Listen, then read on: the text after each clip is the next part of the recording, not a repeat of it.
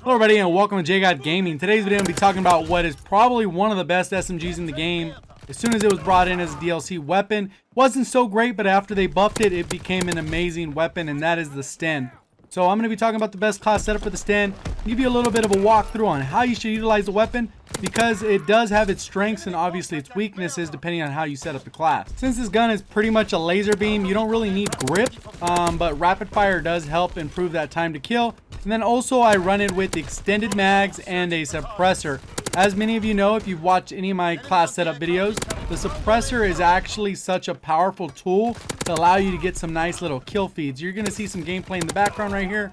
Then as I go into my personal gameplay breakdown, you'll see how it has a huge advantage and people just not knowing where you're at and getting the jump on them and just getting easy kills without actually engaging in gunfights. One of the things I typically like to do in my best class setup videos is actually explain how to utilize the weapon in detail. So what I mean by that is understanding the range of the weapon, understanding where its strengths and weaknesses are huge. Especially if I was running with this advanced rifling instead of a suppressor, I would handle the weapon slightly differently. So for this best class setup, I'm going to explain how you should utilize it, because a lot of times you could just throw on the attachment, think it's going to do well, and all of a sudden you're wondering why you're not getting the same feeds I was, besides gun skill or whatever the case is.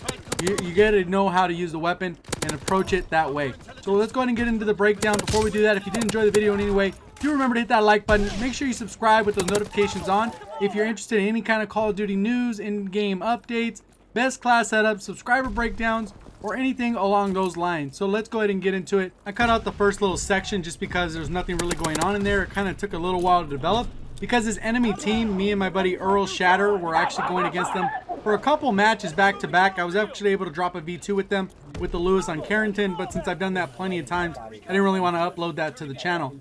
So what they typically were doing was holding back, not really moving forward at all, which made my strategy a little difficult, because a lot of times I like getting behind enemy lines, but it's really hard when players don't move. So I'm going to give you a little bit of strategy, what we're doing. We do end up winning the match. It ends up being a tight finish, and part of that had to do that we were actually down 2 players almost the entire match. You can see it's 4 versus 5. They do add somebody to the lobby, but somehow they add them to the enemy team. Then we get a teammate, and then they drop off. As you know, teammates typically come and go, as well as the enemy team kind of shifted. So we were always down a person, which makes it particularly more challenging. So right here on Aachen, obviously this is more of a rifle LMG map. Hold your lanes and actually just cut people off as they're coming out, walking out. Anytime you run a suppressor on a weapon, you're going to realize that the range is reduced slightly. And what you're going to do is always be thinking, how can I actually approach the map in a way that makes it so I still get my lowest time to kill? Since the suppressor is going to reduce your actual range around 25-30% or whatever it is, so knowing that you have a suppressor on, you're going to have to take that into account. So when I approach the map, I'm actually thinking that the entire time. How can I maneuver so that I don't lose a bunch of range? Right here, I'll peek this side, I throw a little flashbang. Somebody's there, I'll go back into cover and come through the little sideways. But right here, I'm looking really to close the distances, see where somebody's at, kind of reposition, and kind of control the side of the map. Because none of our teammates are moving forward. We're outnumbered. It's just me and my buddy. Come through. Suppressor does work. It continues to do work. And somehow there's a guy behind me. Just happened to be sitting there. He just jumped down. And I ended up being a bad timing. I didn't get a chance to kill him. Either way, I call in a little bit of a recon. Get my counter recon up. And then I'm just waiting to get my paratroopers. You're going to see I do streak up quite a bit. And a lot of times the suppressor, it comes in so handy. They don't know exactly where you're at. You can see Earl calls in his little firebombing run. And we're starting to get a little bit of that map control. So still 0-0. We're still really not in a position to score. None of our teammates have pushed. They are coming out of spawn, but now I'm able to use that little method that I used in one of the prior SMG videos. And that's where I come in the flank and kind of really reposition so I'm behind them. The guy doesn't know I'm there. I get an easy kill. I reposition in here so that I can make sure I know where the map's going headed. And then a lot of times I'm behind enemy lines right now. So this is perfect. If I kill them, I'm kind of controlling where they're coming from. They're either going to be right in front of me or into this left side or right in front of me now. So now I'm just positioned. So they're all behind me. Should be an easy score for my teammates to run through the library and get the score. Now the enemy team's kind of pushed up and I got to kind of reposition. So right here, this guy's coming out of spawn. Easy kill. They don't really know where I'm at. I'm running through their spawn. Just trying to play a little bit safe because I do want to maintain my streak going into the second half. I talk a lot about that in these objective game modes. You definitely want to maintain that streak because the streaks tend to turn the tide and allows you to keep that map control. You drop paratroopers, That's going to help your team push a little bit forward, gain that map control. Ball turret gunner goes a long way in that regard. You can see I did pick up another weapon just because I want to be okay, just in case there was a little bit of range. It's already halftime. You're going to see how it kind of transitions. We're still down a person. You guys are enjoying the video so far. Do remember to hit that like button. I do have a goal of about 250 likes on the video, so if we could get there right away, that'd be awesome. And then also make sure you subscribe if you're enjoying the commentary so far. This is typically what I do for all my best class setup videos, and then I do all the kinds of other breakdowns. So if you're enjoying that, make sure you subscribe with notifications on, or stick around to the end so you can make a decision then. But right here, we come out of the opening rush. I know that I'm already halfway to my next streak, so I got 5 kills already, and I'm just kind of waiting it out. I got to play smart. I'm not going to overly push because I know these guys aren't going to overly push. But I see them right here. They're getting a little bit of a hit up on the mini map. They're firing their weapon. I'm able to take both of those guys out, and they still don't know where I'm there. I'm going to end up coming around this guy. He thought I was right there. I almost walked right over him. Pretty easy kill. So right here, I'm just kind of baiting. I already got a couple kills there. That's 3 kills right on the opening rush. The suppressor helped with a couple of them. The guys had no clue where I was. So right here, I have that little bit of a bouncing Betty S-mine on that side. Waiting right here. Going to take this guy out. Easy, easy kill. So now I'm right here knowing that my S-mines are going to protect me.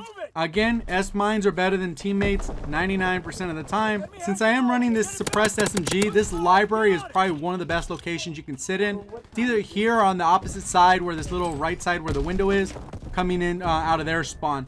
So that's pretty much the 2 locations. You could go in this area in front of me, but ideally this is going to be where all the energy pushes through. I don't shoot the guy initially because I wanted to make sure I can come around, get him on the other side. I knew my bouncing Betty was there, but I was hopefully thinking that he would run in with teammates, and then I'd be able to get a couple other people in a feed. So you don't always want to shoot the first guy you see, especially if you know you got backup. So right near, we got the paratroopers coming in, and then Earl's starting a streak up too. I'm on a 15 streak. If I did want to go for a V2 rocket in this round, I probably could have if I pushed the issue, but I really just kind of wanted to piss these guys off because they had really been annoying for the past couple matches. They would sit in one room together, a couple of them, do double bouncing Betty, and then just kind of guard each other's back without moving at all. With LMG kind of like prone, looking at a doorway, so it was pretty difficult to actually go up against them, and that's one of the reasons I want to include this gameplay. It's not a flawless V2 or anything like that. Obviously, I've done that in the past with other videos, but I don't really like showing flawless V2s too often, just because, one, it is pretty difficult to do, and then the other, it's not realistic for what you guys see in a regular match. Even though I played super smart in a lot of those previous gameplays, and playing smart can actually lead to long streaks, I would like to demonstrate when you actually have other players that just want to give you a bad time and don't let you enjoy the experience. So right here, I know my bouncing Betty's going off, get the guy, and then he ends up scoring. That was the only score they got so far. Time's getting close. Then we have to decide, okay, we got to step this up. Now we have to put the pressure to score. A lot of times I do want to elongate the match so we can just get as many kills as possible. Especially if you're on a kill streak, you know you get 1,000 score per unstoppable medal. So every 30 plus medal, you get 1,000 score. So imagine with double XP, you get 2,000 score. So it's definitely an advantage. Once you get to that 30 plus, do everything you can to maintain it because the XP on that is just crazy. So right here, I'm just waiting out. I know I got my ball turret gunner. We set them up. My teammate has the ball turret gunner. Earl's going off on them. I think he actually got a double vicious on this gameplay. But for the whole time, majority of the time, it's just me, him, and then 2 randoms that do not even know how to fire their weapon, basically. So while that ball turret gunner's in the air, I decide to push a little bit forward, gain that map control, hoping one of my teammates will jump on the ball because they don't usually know how to cover the person carrying the ball. So it's always ideal for them to get the ball. So right here, my teammate goes for the ball, but now I got to retreat because now it's time for me to call on mine. Now that that ball turret's gone, I'm going to get a chance at calling in that ball turret gunner. You can see right here, we still got to push the score. These guys were actually pretty funny because you can hear them in the chat. And they're like, how long does that thing last? And the other guy's like, well, he got a second one.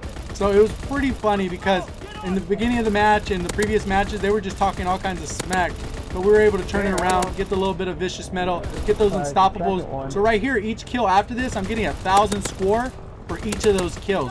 So that's one of the craziest ways to get XP. So if you go on like a 50 or 80 streak, 20, 50 of those medals or whatever the case is, you're going to get 20 to 50,000 just in medals for unstoppables. So it's always something to be aware of if you're really chasing that XP.